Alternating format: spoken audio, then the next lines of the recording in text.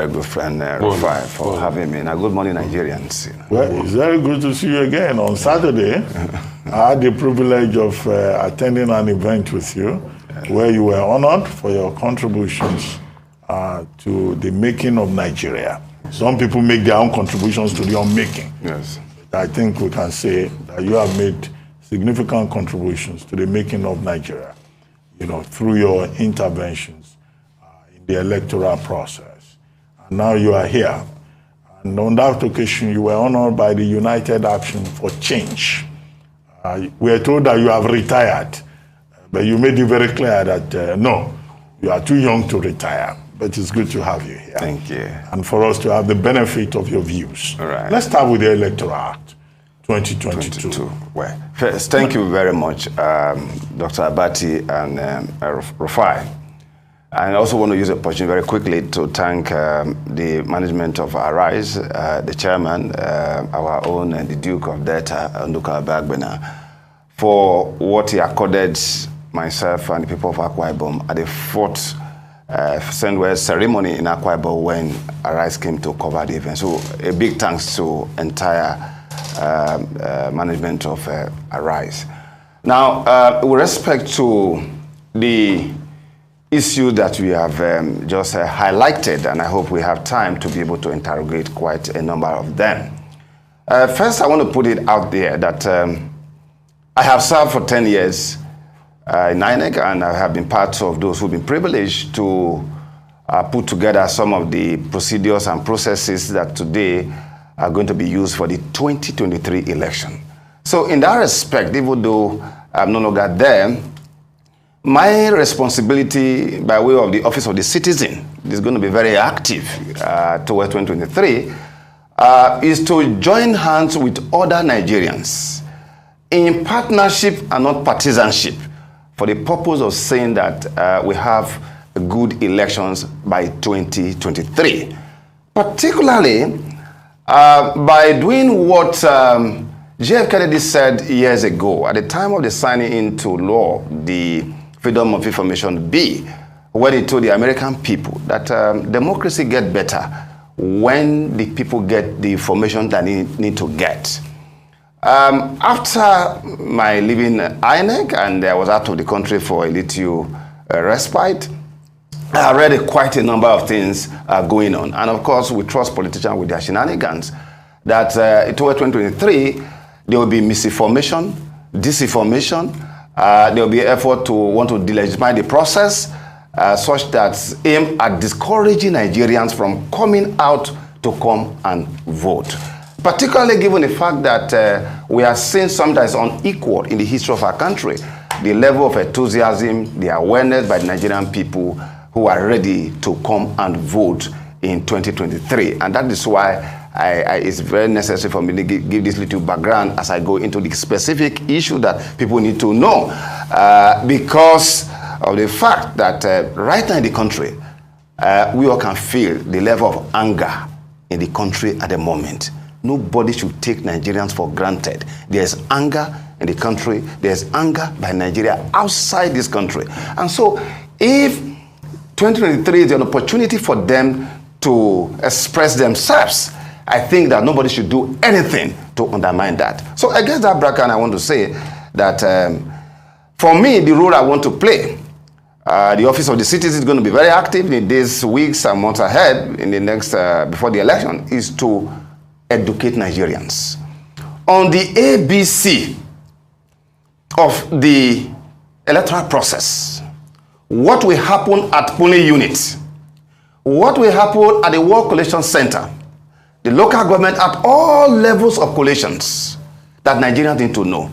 We respect, and again, thank the National Assembly, with the 2022 Electoral Act that have been passed to secure series of innovations in INEC that are intended to give meaning and purpose to the ballot as the best means of expression of the will of the people in a democracy, particularly as it has to do with leadership recruitment, because everything rises and falls with leadership. If we get the leadership question right, in Nigeria, the speed with which we attain that aspiration we've been told when we're much younger, that we have great potential, that Jeff Kennedy said that in 12 years' time, as at 1960, Nigeria will be like America. So this is what I tend to do. So fundamentally, I want to make a very strong appeal to other stakeholders in democratic process. I mean the judiciary. Listen to some of your headlines. I want to appeal to the security agencies, and indeed in this respect, I want to acknowledge something, because when you acknowledge what somebody has done well, or an institution, you are basically reinforcing the kind of behavior you want to see again. I want to acknowledge the Inspector General of Police that since he came on board, since September before the Edo governorship election and all the elections that we have conducted, we have seen a remarkable departure in terms of election security. And of course, political parties, candidates, civil society, the media, that we must be very careful to make sure that what we are going to do for this election, we are through with it. So fundamentally, the rule of law is very key here. Everybody must obey the law governing the election. The 2022 Electoral Act has a total of 153 provisions, out of which the Commission, following what we'll be trying to do, overturn the proposal from 2011 to 2022, made a total of 91 proposals, out of which 48 were accepted by the National Assembly. And we thank them. And containing this are the following provisions as I go into the specific of what will happen at polling unit. The issue about beavers, the issue about hacking, we need to know the truth about, or the falsehood about those things. One is that Section 49 of the previous act repealed has changed. What you now have is Section 47. That 47 has made the polling unit the center of universe, where who becomes what will be determined, where election will be won and lost. Is no longer possible except for compromise. And what the Commission have done by way of procedure is to make it difficult for anybody to rig the election. And so at the polling unit, you have Section 47, which says, unlike Section 49, the previous act, that says that once a voter comes to the polling unit, he presents a PVC, and upon being satisfied, I put that up to you, can even highlight it, underline upon being satisfied, that is the presiding officer. What satisfies a presiding officer? That the person who was actually before you is actually the owner or the holder of that PVC. That is what politicians have used to rig election over the years. The old Section 47 and 49, that has changed to now Section 47, which now says that we must be an objective criteria to determine who is actually presenting that before you. So that's number one. Okay.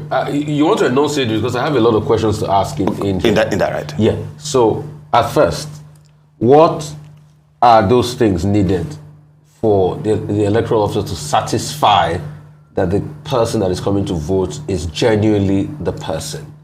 Because, and I want to relate this to the alarm clock raised about states on parts in Imo, yes, in Olu local government area, and the talk about what used to happen in the past, that things like thumbprints, all sorts of fictitious names on the voters register, even as much as using palm kernel to do thumbprints in some areas. So tell me about all the gamut of all of that. Thank you. Again, that is now why the polling unit remains the center of the universe. Mm-hmm. First, it has to, the issue raised, first and foremost, has to do with the credibility of the register of voter. Mm-hmm. A credible register is the foundation of any credible election. Mm. The process is more important than any other thing. Outcome will be determined by the people. Now, what the CU people raised, and we commend them for being vigilant. Mm. All right? And that's why the commission itself acknowledged and not be dismissive in the response that was very detailed, all right, and exhaustive. If you look at what we are having on the screen right now, and please, I want to beg Nigerians that as we are going forward, social media, mainstream media, don't be carried away by headlines. You've got to go into detail, because what the COP member said is something that is within the capacity of INEC, has already been dealt with. Now, what you have, which I want you to explain what the COP member said as regards the credibility of the register about names. If you look at that data, at the moment, INEC has a system which is an advance from the APs. What we now have is what they call the automatic biometric identification system. That's what you have in INEC now. In such a way and manner that all registrants, multiple, invalid, as was the case referred to, where they said names of foreigners were generated or names were being matched in order to populate the voter register. Like the commission responded that over 3,000, even on that area they mentioned, have already been weeded out. Now, the infograph that you just seen there, before we left the commission in January, you will find that if you look at all the states of the federation, 36 states of the federation, before, these were the data that we had, the first data of those who registered. But by the time INEC now run the AB system, you can go to the second information there. You will find out that most of the information that most of the registrants, both invalid, those who don't have their correct multiple, were all weeded out. To the extent that, for instance, if you look at, if you can highlight it very well, you see valid, this is invalid. Now, what you find was that at the end of the ABs, which is what is going to happen with the last phase of INEC registration, most of those things will be out. When INEC did this in January, it didn't tell Nigerians. We're also very careful of information overload, because the INEC has the capacity to deal with it. So it was good that that issue was raised. But from the infographic you see there, you find out that all of them will be out. And I think one or two examples is very important. For example, in Akwa Ibom, and you can check all other states here, you can share this to Nigerians to tell you that whatever politicians are planning to do, because I can't see very well here, I just want to refer to Akwa Ibom, where at the, when you had the first registration, the total figures that you will find in that data, all right, 91,000 registration. But after ABs, what was the figure left? Go to the other table, you will find out that all of those figures, they dropped dramatically. That is to show you. And they've cleared out most of these things. All of them, you could see all of them, they are out. To the extent that Anambra, for instance, before the Anambra election, it has a total of how many? Over almost 100,000 were all weeded out. So you could see that in Akwa Ibom, for instance, you had 91,541 completed. But after AFIS, everything came out to what you call 46,607. So what was invalid was over 49%, 49.1%. Nigeria can see the entire data. This one can clearly assure Nigerians. No, so but what Nigerians want to know is how did even all these fictitious names, like Michael Jackson, get into the voter register? Is this not going back to the days of Jega that we had voter register where you had Bobby Brown, Michael Jackson, and all of those people? How did he even get in now with all of the technologies? Good. Now, let me say this here. The process, you see, you could generate names, all right? But you require the biometric of the individuals. All of the ones that the COP referred to, they do not even have biometric.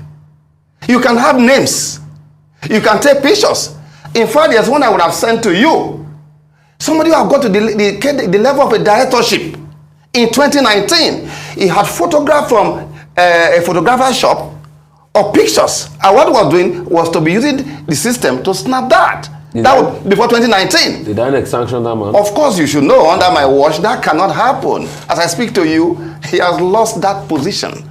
All right? It can't happen. So, with respect to register, every issue raised by COP, not we have head, you can see, this was somebody who have attained the position of a director.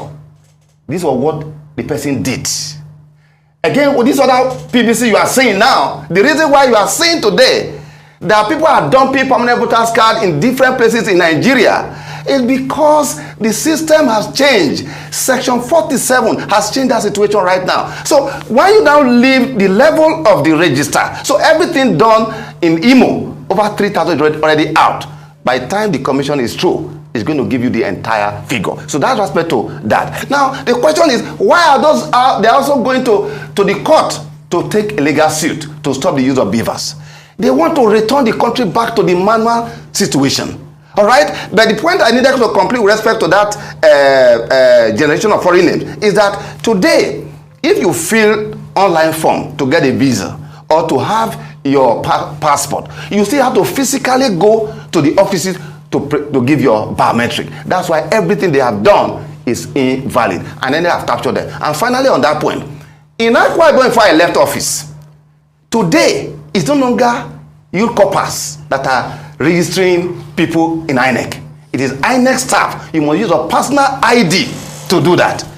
At Ukanafon, a local government in Akwa Ibom, the staff was registering ineligible individuals from the back end in Abuja, and this is across the taxi state. They got the person, they stopped it without reaching out to me, but I was not informed to summon the staff to my office. And so the way INEC is doing things right now, before I left, this is what it is. All the things you are hearing, they are not going to work. So by going to court, it is to ensure that they can get an order. Once you get an order that we should not use beavers, then we are back in their work thinking to manual. Now, my concern about judiciary in this respect is this. People have asked, is that not possible?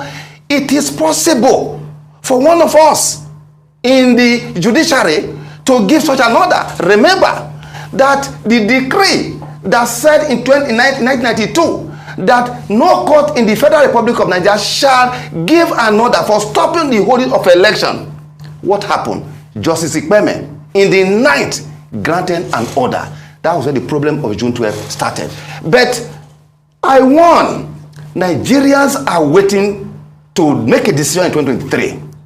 Any lawyer, because it will start with a lawyer going to court to file a process, I would have thought by now that those lawyers who use their official stamp for that process that they are already disowning right now, the NBA disciplinary committee should immediately invite those lawyers to come and explain how they went to file a process, pay the requisite fee in court, yet they are disowning it.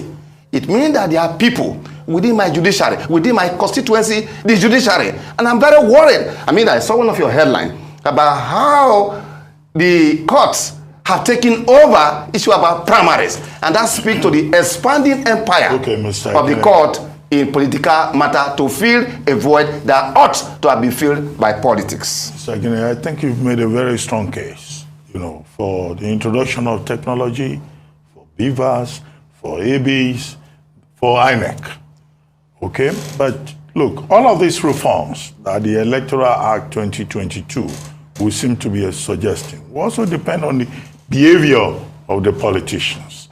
And recently we had a National Peace Accord that was organized under the auspices of the National Peace Committee led by General Abdulsalami Abubakar, the Sultan of Sokoto, Bishop Matthew Hassan Kuka, Femi Otodola, Aliko Dangote, and others who were involved in that. Of what value is that? Does it have legal authority, or is it just moral suasion? How important is that? Do you think these politicians have bought in, into this idea of a reform to ensure peace and to ensure efficiency and transparency? Dr. Abati, first, I want to acknowledge the caliber of the people we have in that committee and who they are in terms of their social standing, what they represent particularly like the former president and our own Bishop Matthew Hassan Kuka. But however, as you noted, it is not of legal authority. It's more of moral suasion. That given the caliber of people they are, and the need for us to have a peaceful election, that whatever that the candidates have come to append their signature to, it will be followed. But the truth of the matter is that the issue about violence, the misbehavior you are going to see, will not necessarily come from those who came to sign this document. It's going to come from their supporters. And that's why it's important, because we thank God we have a standing committee. When we have a situation like this in Ghana in 2016, Obi Ezekwesili from the World Bank, our former chairman was nominated by ECOWAS, and I was also privileged to be nominated by the Republican Institute and NDI to be on a mission to have meeting with Kofi Annan and Rawlings, Kufu Anana Addo, and the current president of Ghana. And we all had to sit together to speak to them that Ghana has crossed some democratic threshold that must not be regressed. In the same vein in Nigeria, you see, the ill of democracy can only be cured by more democracy. We have made some level of progress. It is our appeal that first we must avoid the violence of the tongue. In this campaign that have been flagged off, we expect that messages from the candidates who have signed the accord, from their supporters or their spokesmen, must be messages that encapsulate the principle of decency, messages that speaks to the key issues that matter to the Nigerian people, message that create a positive, realistic image of what 2023 and beyond will be and how they will do it. Because 2023 is not about I will do this, I will do this. No, it is more about how will you do it. It's what you need to tell the Nigerian people now. We want messages that promote mutual benefit and mutual accommodation. That is what is expected from them. So we hope that the leaders will speak to their supporters. And that is why places like in Ghana, and let's talk about Ghana, even in Kenya here, a campaign manager of any candidate is held responsible, including the candidate himself. And that's why in England, following the Ballot Act of 1872 and that of the Corrupt and Illegal Parties Act, and followed by the one of 1883, a president or a candidate in an election whose campaign manager, gives money, that candidate will be held accountable because you are expected to do so. And that's why on the 4th of March 2013, I was in Kenya. I was in Kenya with Professor Jaga and another team. A campaign manager of a candidate was found with money, vote buying. He was arrested on the 4th. On the 5th, he was arraigned in court immediately and was sentenced and was convicted and sentenced to 3 years imprisonment. The second day, election was still ongoing. What happened in our country here? The problem here is about the rule of law. People were arrested during Edo election. People were arrested during the Anambra election. Anambra election. People were arrested during the Osun and Ekiti election. Nobody has been tried. The rule of law is a problem we have in our country today. If we are able to deal with the issue about rule of law, it will be well with our country. All you these admirers of Kenya and other places, but you were instrumental to ensuring that at least one, electoral commissioner was jailed. A professor.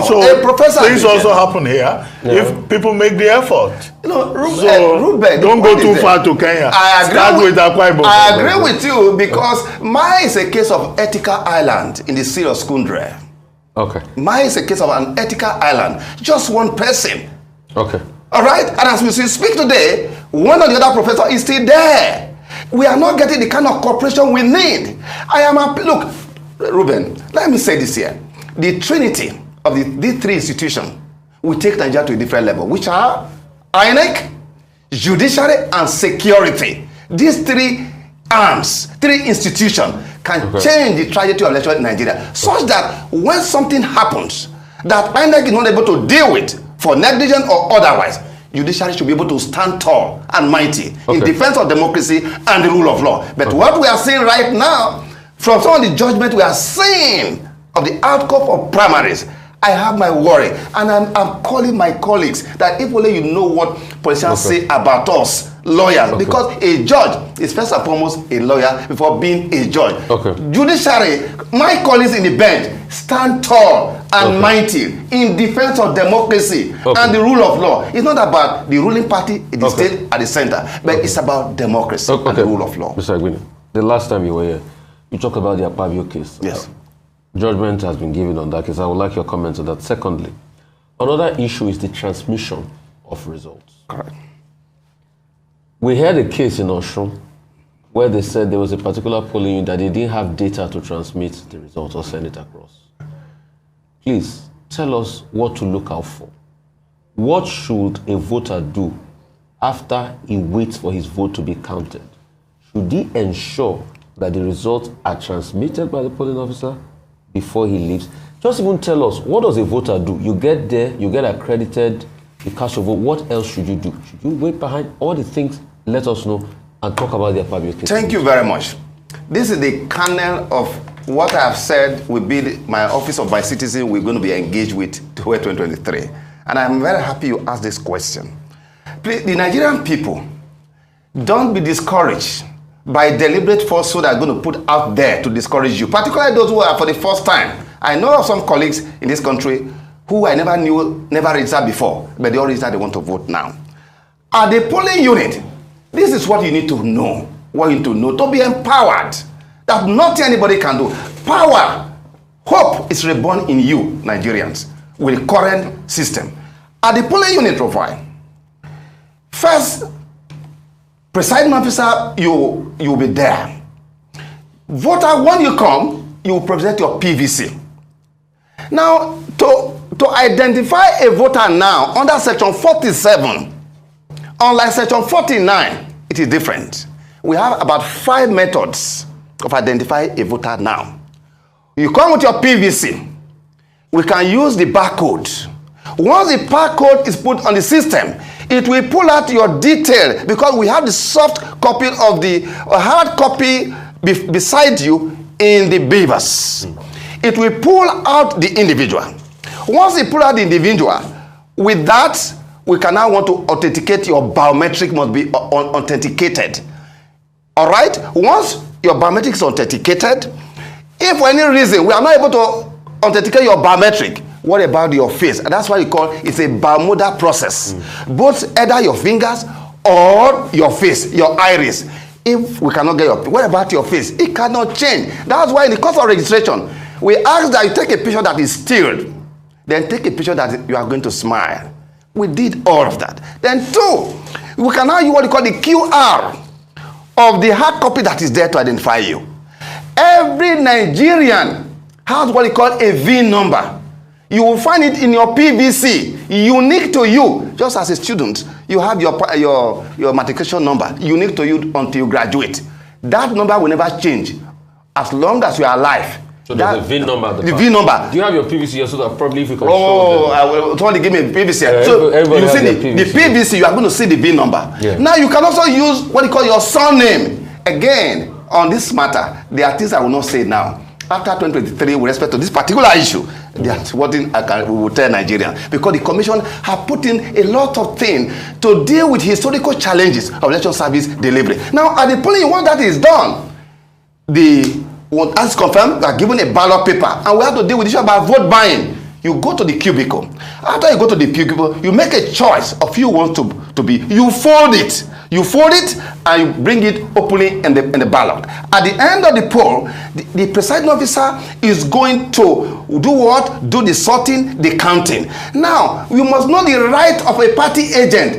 Every party agent in the 176,846 polling unit that we now have, 176,846 polling unit that we have now, you are entitled under section 61 of the Act, 2022 Electoral Act, to make a demand for a recount. We are talking about accountability process now. Now, under section 60, The presiding officer will enter the course of the party. Then he will stamp it. He will sign, countersign. Then he will issue the duplicate to the party agent so that we can address the issue about hacking or not hacking, and issue about lack of data or no lack of data. He will issue the duplicate to everybody. So I will give you, I am the presiding officer, I give you the duplicate, I give it to Dr. Abati, you have your duplicate on the form EC8A. Now Nigerians must demand that the requirement, which of course the staff will be trained, that forms EC60E, the people's, what we call people from EC8A, must, if it's a polling unit, by the time I'm leaving, that same result must be pasted here on this particular, so that public, those who have gone, can come back later and check the result. Thereafter, under section 60, subsection 5, very important. And should people take a picture of it, because you know once you pay some people go and tear absolutely it. So take a picture absolutely of it. Absolutely. The presiding officer will use the beavers to now take the original construct or the original content. He will have to upload the compulsory under section 60 subsection 5 to the cloud. You see, people talk, you know, the language or the act is a transfer. Oh, some people say transmission. Whichever you call it, what we do is to send to the cloud. Except you have ladder that can go to the cloud to hack it. Good luck to you. Now, beautifully, to give account, if you can show it up there, I have shown something to demonstrate to you from polling unit A, B, C, D in that order. Now, let us demonstrate it with 3 of us seated here. I am the presiding officer. I have given the duplicate to you. Will anybody hack the duplicate that I've given to you? Okay. Immediately, about just to close on that point, is that all political party, go and set up your situation room. You don't need to wait for Inec. Okay. Send, Abati, you send. We have very limited time now. Right. So we need to just wrap it up. Okay. Now, I would like you to talk about the electoral pyramid. Yes. You know, how that works. Yes. And then to also, as briefly as possible, address the concern that has been raised about the hacking of the INEC web resources. Because the chairman of INEC himself alluded to that with regard to the Ekiti Osun governorship polls. Yes. How do we prevent that? Because we can do all of this. If somebody is going to hack into it from Asia or elsewhere, then it means the whole exercise is in futility.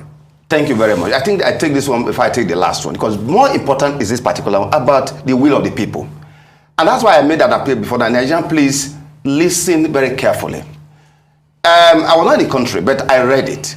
The chairman, what is said to assure the Nigerian people have been grossly misrepresented.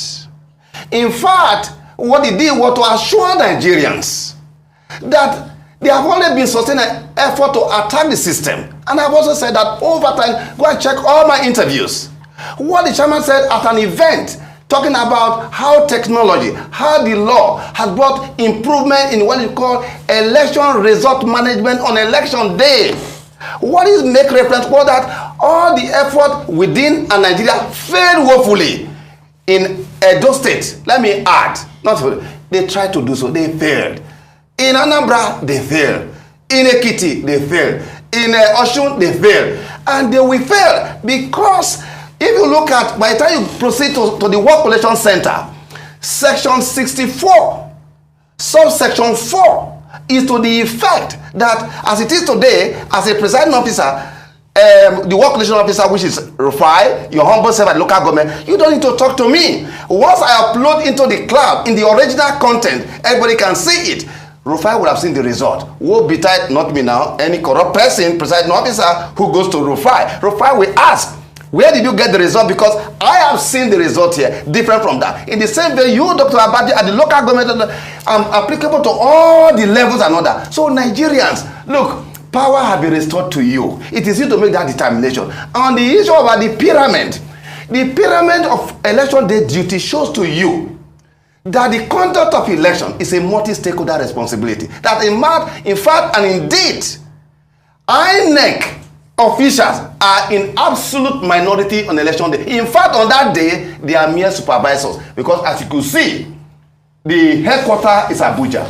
The state, the material will take it to the state. There at the local government, you have what you call the EOs. From the SPO down to the other level, who are the people in charge? They are Nigerian. And interestingly, to also capture the enthusiasm of Nigerian people right now, the young people who are up and down, and we hope this time around the energy will be well directed, are going to be the one in charge of the polling unit. So we want to hope that all that they are talking about, they want to do, that they will not be compromised at that level. And in any case, the compromise is made difficult now because of the stages of accounting process. Section 70 talk about step by step. That was what the chairman of Inec referred to, assuring Nigeria that despite this sustained effort, they failed. And in any case, physically, I don't be attacking INEC offices. You see that all the time. Attack will come. But what is important, and what I'm telling Nigerians, is that the commission that I have worked for 10 years have the capacity to deal with all the issues, because the duplicate given to each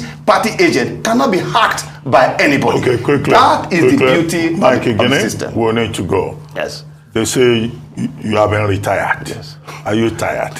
The point is that a young man of 55 years cannot be said to be somebody who could be retired, because retirement is 35 years for those who have put in 35 by career process, progression, or those who have attained the age of 60. I have not attained, I'm far below 60. So I am not tired. Why would I be tired? When we have a major project for our country, where I have made it my position very clear. Mine is absolute neutrality. Some of the things we put in place, I think, are going to be implemented now. Neutrality, I'll be a partnership with Nigeria and not partisanship, to ensure that 2023, we have a society, have leaders, because election is what compelled politicians to pay attention to the people, so that we can have a society where we ourselves should be proud of, and to give to our generation yet unborn, whose faces we are yet to see.